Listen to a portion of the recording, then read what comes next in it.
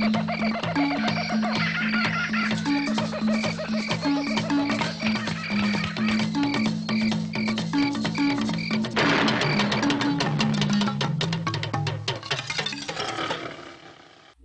back to Matt's Movie Nights, the show where I recommend movies and we talk about them. Last time we watched a bunch of Point Blank movies. These aren't even the only movies. I mean, this one's called Grosse Point Blank, and we'll get to that. But these aren't even the only movies called Point Blank. There's another one that's pretty recent, actually. It came out like 2019. And I'm sure even that's not the only one. I'm sure there are more outside of that, but yeah, we're looking at two movies called Point Blank and also Grosse Point Blank. So Point Blank 2010 is a French film. I talked about it in my Action Movie World Tour video, if you remember that one.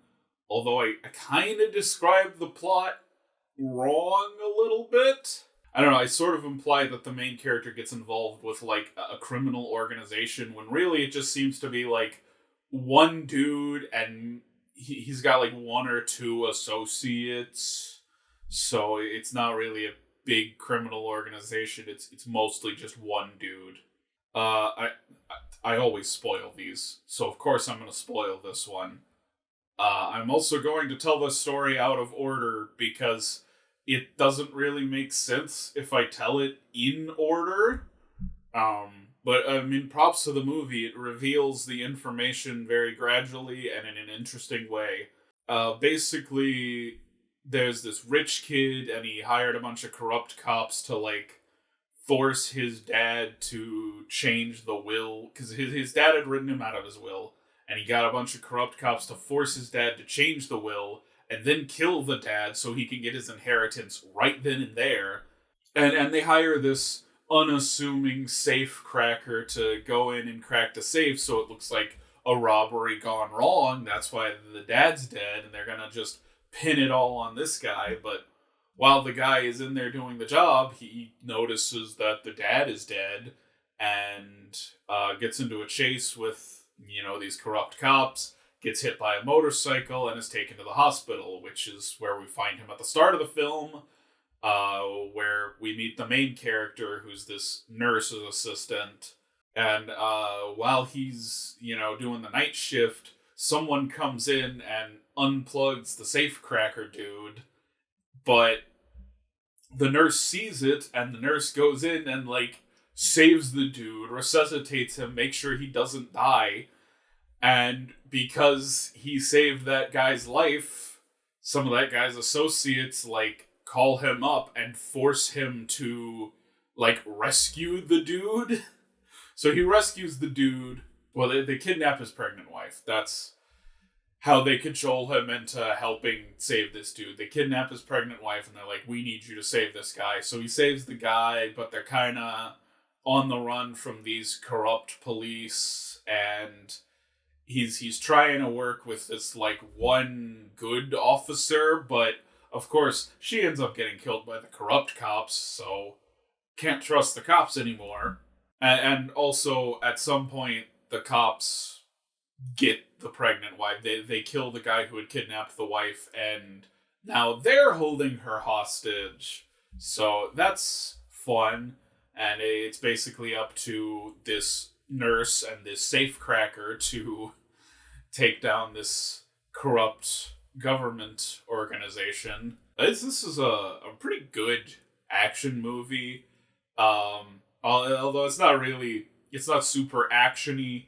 It reminds me of something like Collateral. Just sort of a crime thriller with some action sequences, but it's not Rambo-style kick the door down and spray bullets everywhere. It's a more methodical crime movie. It's a lot of running away, actually, not a lot of fighting. It's, we gotta get away from these guys, like, now. But, it's a fun movie. I would definitely recommend it to anyone who's into sort of, like, crime dramas, crime thrillers with a little bit of an action edge. It's an enjoyable film. I'm pretty sure this is the first French film I've talked about for movie nights, which is so wild to me because France is one of the countries I watch the most movies from. Like, as far as non-English language countries, I'd probably say it's Japan, Italy, and France. And even then, France might be above Italy. I'm not sure. It would be very close between those two. Like, I do weekly movie nights with my friends over at the Exploding Duck Brigade, and, I only get to recommend one movie there, and even then, it's one movie, like, every 3 or 4 weeks, just, like, whenever it's my turn to recommend a movie. So I'm showing them a lot fewer movies, and I've already shown them 2 French films. I can't believe it took me this long to show a French film for this show. I'm also going to switch lights here, because I turned on the wrong lamp. There we go. That's the correct lighting. That's what my lighting is supposed to look like. I'm looking at IMDb now. Apparently the Point Blank from 2019 is a remake of this film. I didn't know that. I thought it was just a completely different movie called Point Blank. But no, it's an American remake of this film. What do you know? I've heard bad things about this movie. I know Michael doesn't like it. In fact, Michael doesn't like it, and he tweeted that he didn't like it, and the director of the movie liked his tweet. The remake is from the director of Mayhem, which is a movie I love. I actually have plans to show Mayhem eventually. So that's odd. That's an odd thing that I just learned. I'm gonna fuck this up. Rosh D. Zem plays the safecracker. I swear I've seen him in something else. I don't know what it is. I'm looking through his IMDb page, and it doesn't seem like I have. Maybe he just has one of those faces, but he sure looks familiar to me. But he does really good as the safecracker. The ER nurse, he's fine. Sometimes it can be hard to tell when you're watching a foreign language film. I don't know how the language is typically spoken, but at the very least, Zem over here is, he's got the tough look to him. He does a really good job in the role.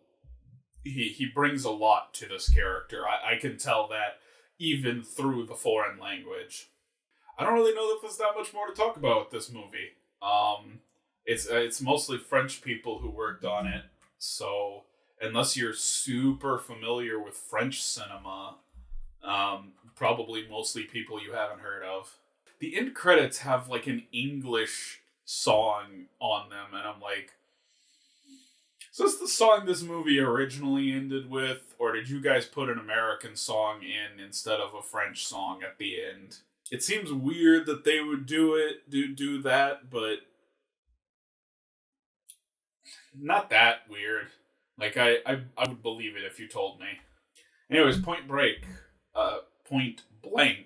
Ooh, Point Break is a different movie. I do also recommend Point Break, but Point Blank 2010, I recommend it. After that, we watched Point Blank 1967, starring Lee Marvin. Point Blank is this like revenge film. These guys are pulling off a heist, and they sort of backstab Lee Marvin, leave him for dead, leave him to take the fall for everything, and he comes back years later and just kills everyone involved with the heist until he gets his money. He is demanding his money, and people are gonna keep dying until he gets his money. Which, pretty typical plot, but there's a lot you can do with that.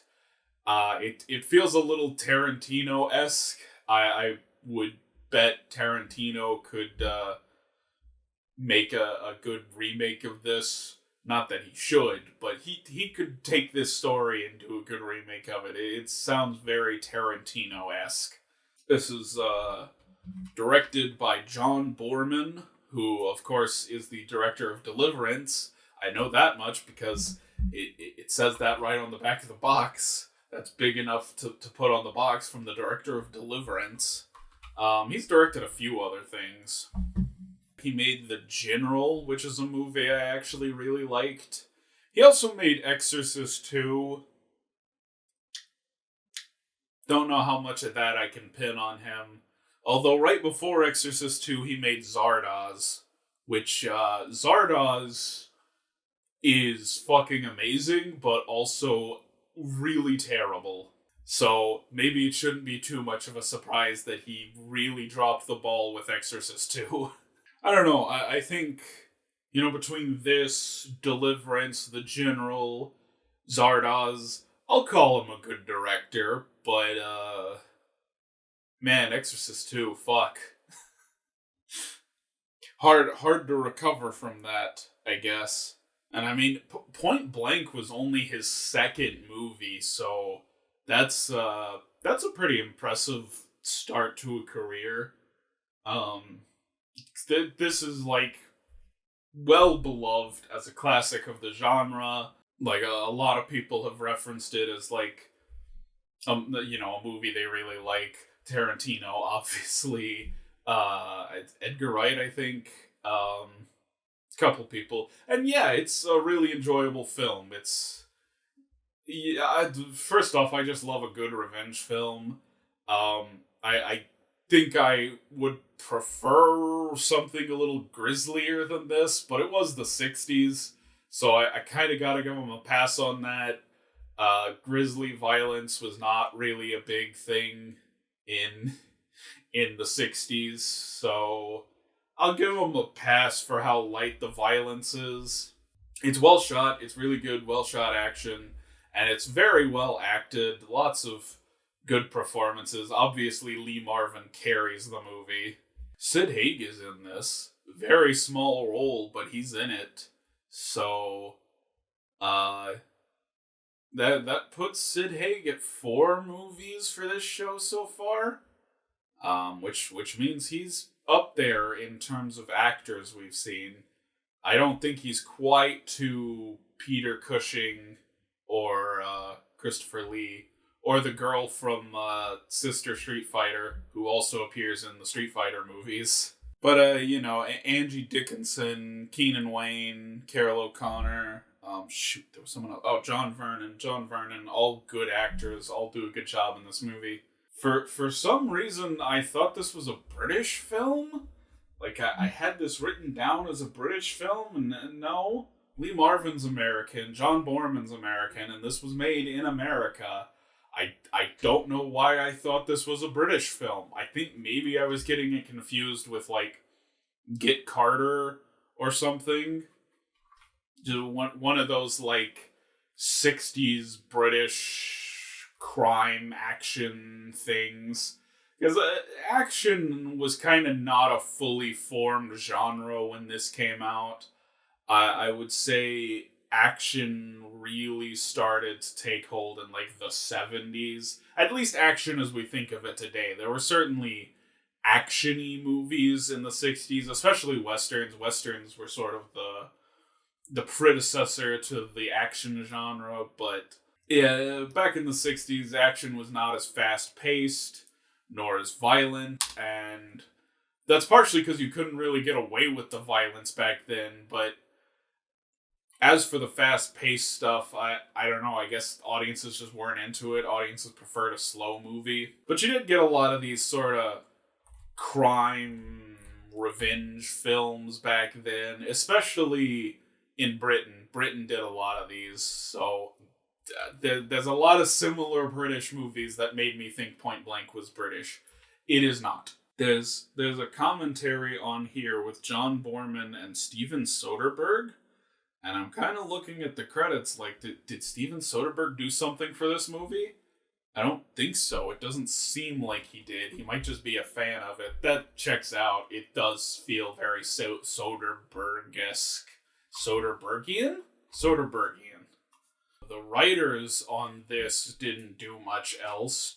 2 of them have just gone on to be editors. This is like one of the few movies they've written.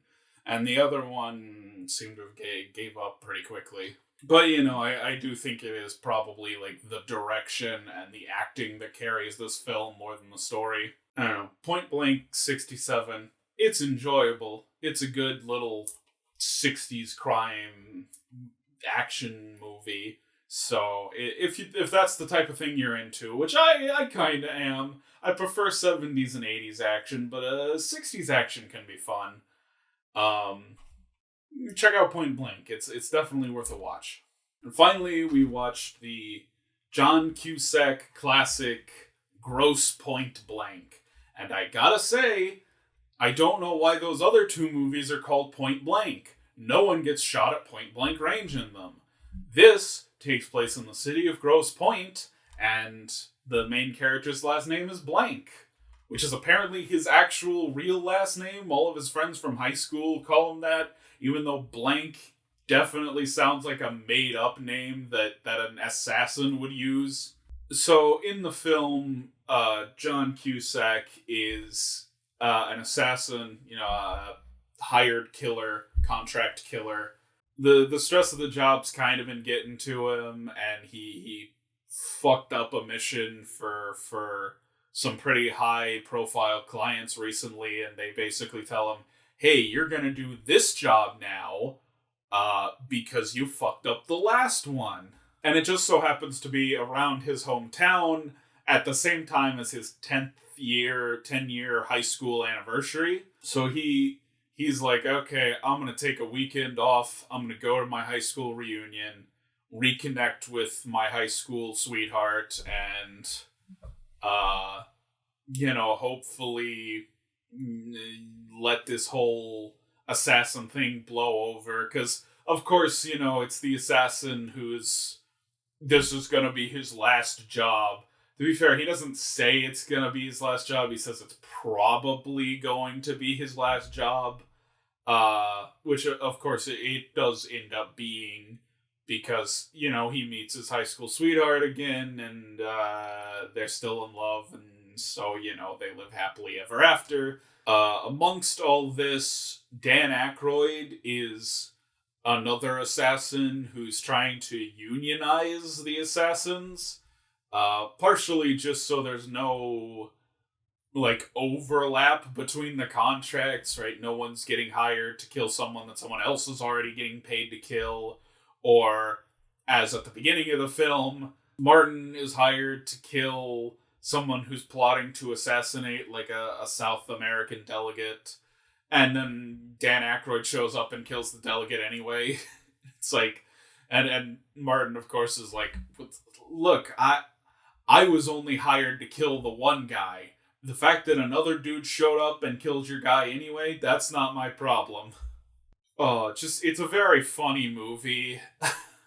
It's odd to me that there aren't more comedy films about assassins. It's very unique in that regard. So I would like to see this concept at least one other time. I do think this does a pretty good job with it. It takes that concept and runs with it. Yeah, I don't know. I would just like to see more of it. It is odd to me that it has only happened at the one time that I am aware of. I'm sure there's another, but probably not as good as this. Because that's the thing. It does work story-wise. Story-wise, it reminds me a lot of John Woo's The Killer. Not nearly as violent, but the story's kind of John Woo, The Killer, but there's also a lot of really good comedy to it. It's really funny. It's a really funny movie. Dan Aykroyd especially, he's a funny character in the film. This might be the last good Dan Aykroyd movie. I don't know that he's done anything good since this. It has all of the Cusacks, actually.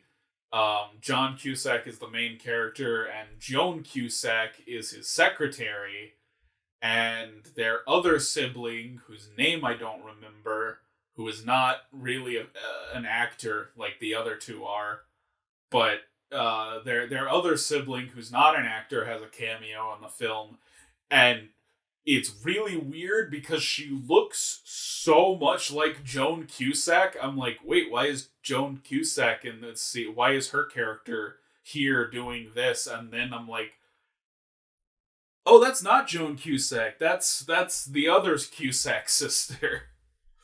It's sort of a bottle rocket problem where it's like, I don't believe for a second that Luke and Owen Wilson aren't related. These two people are clearly related. Directed by George Armitage, who was sort of a big, like, exploitation-y director. Grindhouse. We'll say Grindhouse. Grindhouse director from back in the day. He did stuff like Gas and Miami Blues, Private Duty Nurses.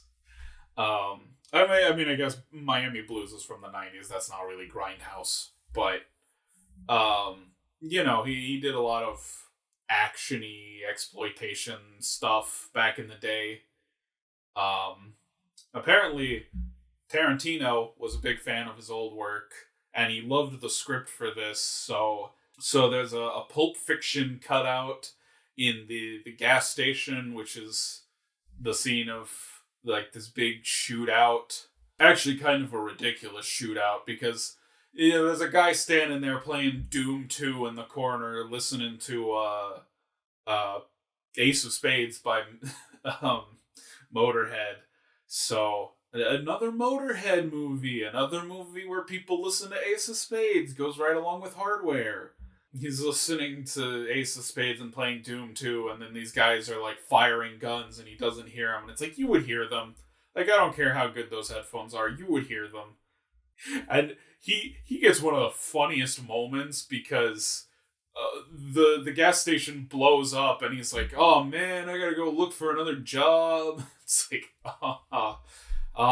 relatable. Man, because, like, this takes place at, like, a 10th high school anniversary, 10-year high school reunion, and I am 2 years shy of my 10-year high school reunion, and, like, all the people in this movie have, like, careers, and I'm like, no, man, like, I'm still in contact with some people I graduated with. None of these guys, well, one or two of them have careers. Most of them don't. The only ones who have careers went on to be teachers.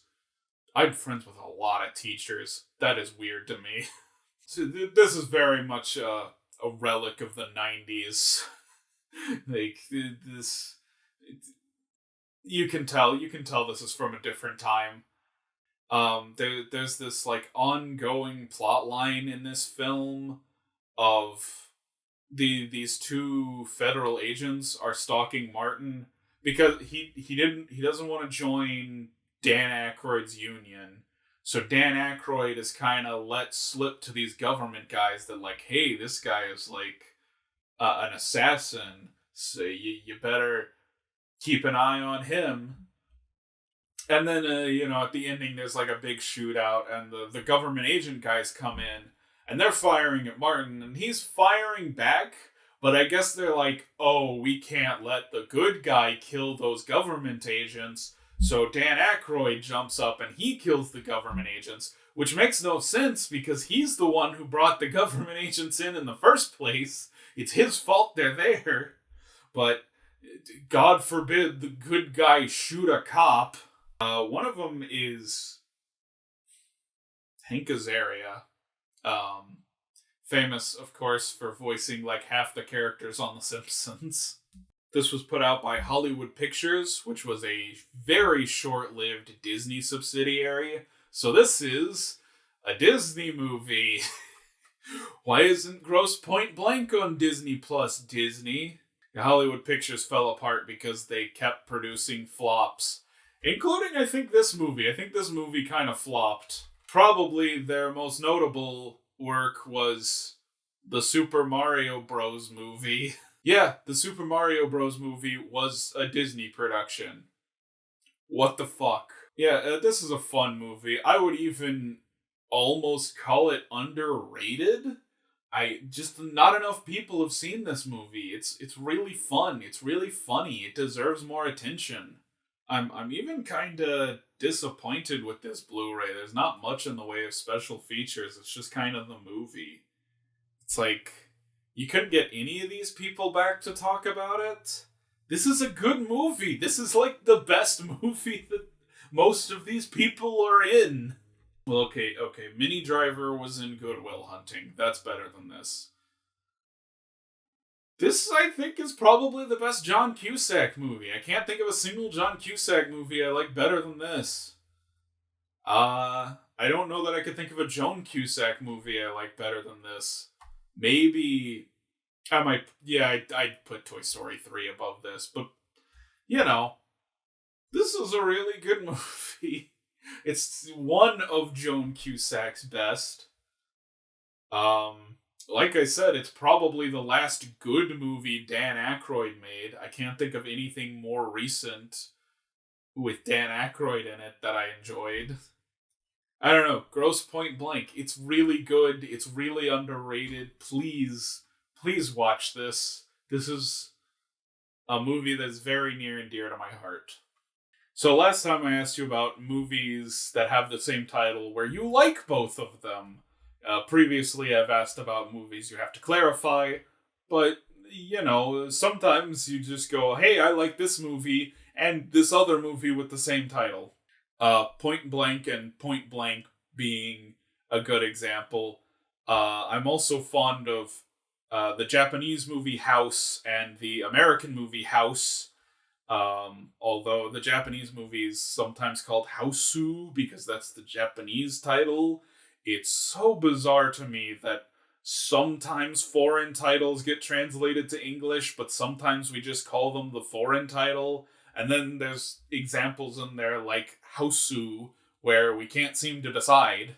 Like why does Akira Kurosawa's High and Low get translated? Incorrectly, I might add. But his films Yojimbo or Rashomon, those are just still in Japanese. Anyways, John Cleveland came in with quite a few answers. Black Sheep 96 and Black Sheep 2006. I know of both these movies. I haven't seen either of them. One is like well, it was sort of Tommy Boy-ish, because it was Chris Farley and David Spade. And then the other Black Sheep is about like a killer sheep. It's like an Australian horror film. That one I'm interested in. That one I would like to see. Christine and Christine. Those are one of those is a remake, right? Like one is a remake of the or are based on the same Stephen King novel. Excuse me. Fearless and Fearless. That's two very different movies with the same title. One is a Jet Li action movie, and the other is... A lot of those Jet Li movies blend together, but there was one I liked, but I think it's The Hero. I think The Hero is the one that I liked. Jack Frost and Jack Frost. Gonna have to disagree with that one. I could see someone defending the horror movie Jack Frost. It's cheesy, but it kind of knows that it's cheesy. I am not into that Michael Keaton movie. What the fuck, man? Legend and Legend. Legend is, and then the other Legend is like a crime film from 2015, pretty recently. I haven't seen it. I need to. It's on my watch list. It's in my Netflix queue. Because that's one of like the film bro movies. All the film bros love Legend. Haven't seen it. Couldn't comment. Flawless and Flawless. Not familiar with either of those. The Avengers and the Avengers. That one's kind of funny. The 90s Avengers with Sean Connery and Uma Thurman, if I'm not mistaken. Sean Connery and Uma Thurman. I have seen it. I don't remember jack or shit about it. I remember that it's based on a British TV show called The Avengers. I remember Sean Connery dresses up as a teddy bear. That happens. That's the only part I remember. Sean Connery dresses as a teddy bear. And, of course, The Avengers. One of the biggest movies of all time. I enjoyed it. One of the better Marvel movies, certainly. Crash 96 and Crash 04. Gotta agree. I like both of those movies. The David Cronenberg one and the one that won Best Picture. I don't think it deserved Best Picture. I think it's wrong. And I think it's gotten a lot of backlash because it won Best Picture when, like, clearly Brokeback Mountain should have won. But, yeah, and at the same time, I do understand people's issue with it. It is a movie about racism, but the ultimate takeaway from that movie is just kind of racism exists. And it's like, yeah, man, I already knew racism existed. You're not making any new points here. It's not a movie with a good message, and I think it's trying to be. I think it's trying to be a movie with a message, and it just isn't.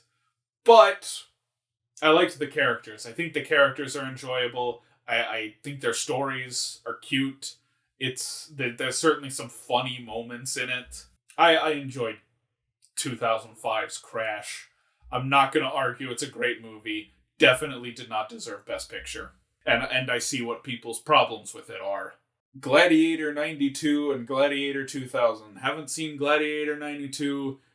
Didn't really like Gladiator 2000. I know that's like, a lot of people really like that movie. That one also won Best Picture, didn't it? I know a lot of people like that movie. Wasn't my thing. The Hole and the Hole. One of those was directed by Joe Dante, right? One of these is like Joe Dante's last film. I haven't seen either of them, although I probably will see the Joe Dante one because I've seen nearly all of his other movies. Howl and Howl. One of these is about a gay writer, and I almost watched it, and then I didn't get around to it. Masterminds and Masterminds. Haven't heard of either of those movies either. But I mean, that's an impressive selection. I'm surprised you came up with that many movies with the same title where you like both of them. I said like 2, 3.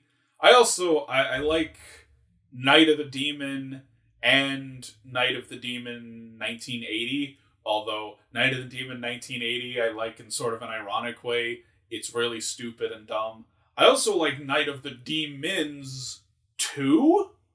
I watched the sequel, and I'm like, the sequel is a lot better than the first one. And I mean, if you want to talk about films that are just, like, based on the same thing, you know, we could talk about, like, Dracula and Hammer Horror's Dracula. But that seems a little obvious. And speaking of Dracula and Hammer Horror Dracula, tonight's question is, who's the hottest monster? Which monster do you want to fuck the most? Tonight I have a sexy Frankenstein triple feature that I intended to do months ago, and then Vinegar Syndrome promised this little number. Flesh for Frankenstein on Blu-ray. So I waited until they released it. It's out now. Flesh for Frankenstein. Following that, we've got Frank Henenlotter's Frankenhooker, and in the night, Hammer Horror's Frankenstein Created Woman. That's my sexy Frankenstein triple feature. Talking about those next time, and until then, have a nice day.